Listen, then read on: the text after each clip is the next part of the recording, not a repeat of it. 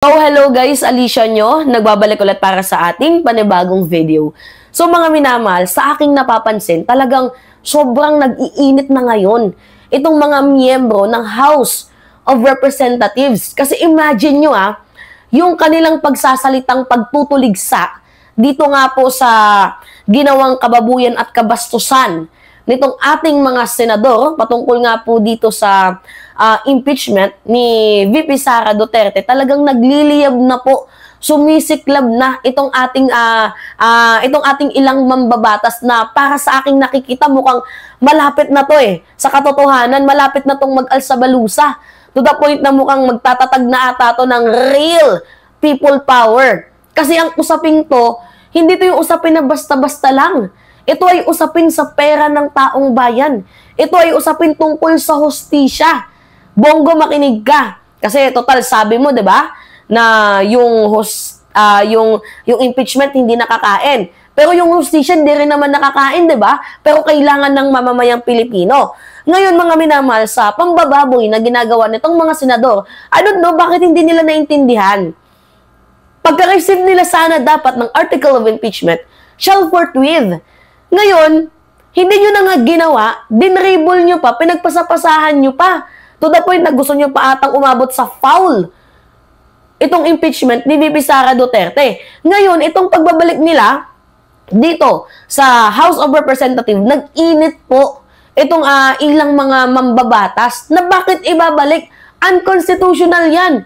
Co-equal branches lang naman yung Senado at yung Kamara. So, bakit nyo kami uutusan? At sino ka, tangina mo, keso? Sino ka para utusan ang House of Representatives na wala kayong magagawa kapag nandyan yan, whether you like it or not? Kailangan nyong tanggapin yan. Like, sino ka para sabihin yan? Diba? Isa ka lang naman, well, Senate President ka, pero yung kapangyarihan ng upper and lower chamber ay magkaparehas lang naman. Like, sino ka para utusan sila? Tingnan nyo, mga minamahal, nagsalita na po ng ilang mga mambabatas patungkol dito. Inuligsa ng ilang mambabatas ang grupo ang naging hakbang ng Senado na umuupong impeachment court na ibalik sa House of Representatives ang articles of impeachment laban kay Vice President Sara Duterte. Kinundina ng Makabayan Bloc ang anilay unconstitutional na hakbang sa ginawa ng Senado. Ayon kay ACT Teachers Representative Franz Castro, responsibilidad ng Senado na husgahan ang kaso at hindi balik sa Kamara. Naniniwala. At saka yung ginagawa nila, mga minamahal, parang nagmumukha silang defense team ni VP Sara Duterte. Na in the first place, sila po ay mga judge ng impeachment trial. Tapos yung ginagawa nilang kilos ngayon, sa akin nakikita, parang mukhang defense team na sila ni VP Sara Duterte. Meron na nga kayong numero Ano pa ba yung gusto ninyo? Maawa naman kayo sa mamamayang Pilipino. Hindi to basta-bastang usapin lang Usapin ito sa hustisya. Usapin ito sa pera ng taong bayan. Usapin ito ng mahalaga. Usapin ito na sobrang halaga na dapat pinagtutuunan ng pansin. Although sabi ni Bongo hindi ito nakakain, pero yung hustisya hindi rin naman nakakain pero kailangan ng mamamayang Pilipino. Ewan ko ba? Kailangan dapat i-abolish na tong Senado na to Wala talaga, mga minamahal. Walang patutunguhan. Sobrang baboy. Nakakababoy na nakakagalit. Si Gabriela Women's Party List Representative Arlene Brosas at Kabataan Party List Representative Raul Manuel na ang political maneuvering ng Senado ay magre-resulta ng pagkasira ng demokrasya at galit ng taong bayan. Actually, yung nangyayari, mga minamahal, sira na nga yung image ng Senado. Sira na nga yung imahe ninyo, sinisira nyo palalo. Nasira na nga sa budget hearing ng 2025. Tapos ginagamit din ng Senado ng mga putang inang senador, 'di ba? Sa kanilang mga personal na interest, mga senador na self-serving, ginagamit nila ang Senado, 'di ba? Sa mga political interest nila. Sirang-sira na. As in, ang pangit na ng imahe ng Senado, to be honest, mga minamahal. Tapos dadagdagan pa ninyo. Dapat sana ibalik niyo yung tiwala ng mamamayang Pilipino. Pero ano yung ginagawa ninyo? Pinapatay ninyo ang demokrasya. Sinisira ninyo yung imahe ng Senado, binababoy ninyo yung konstitusyon. Nakakapiko na nakakainis. Tinawag naman ng presidente ng Grupong Bayan na si Renato Reyes Jr.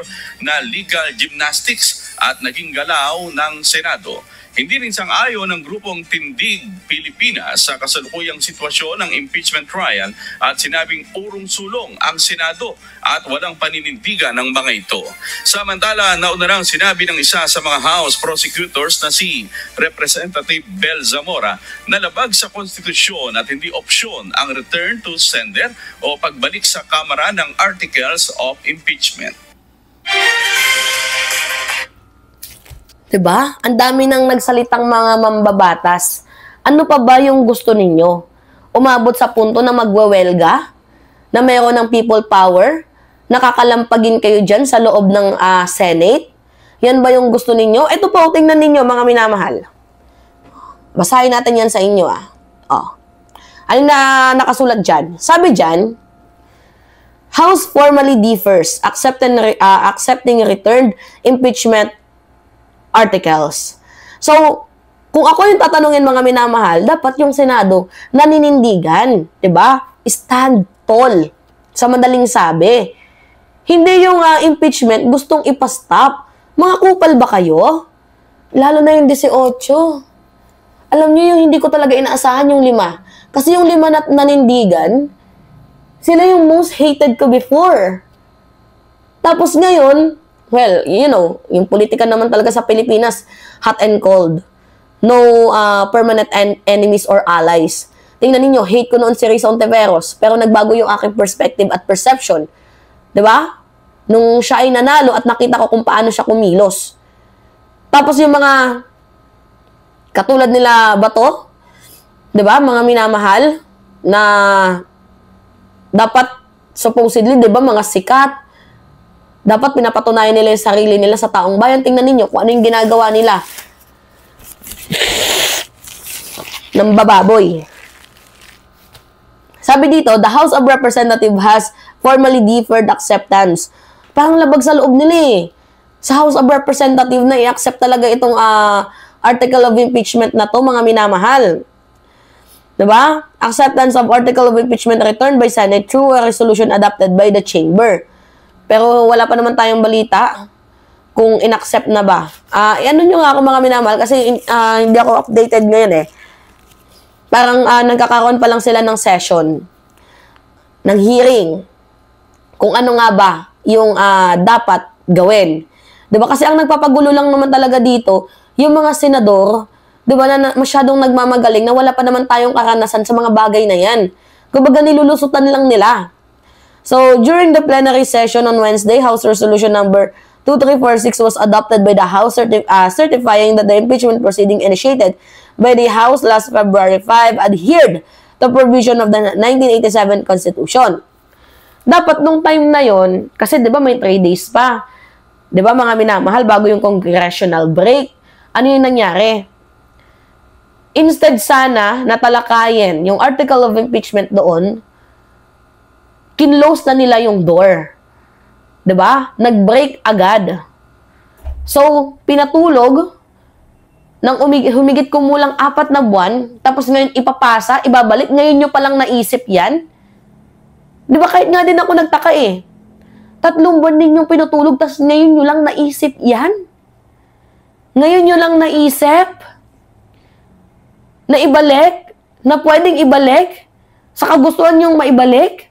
Sa House of Representatives, ngayon nyo lang naisip yan? 'Di ba? Kaya sino hindi magagalit nito? Yung mga tao, mukhang inaantay ninyong magliyab, tapos gusto nyo mag-people power, tapos pag inakyat kayo dyan sa Senado, 'di ba, magagalit kayo.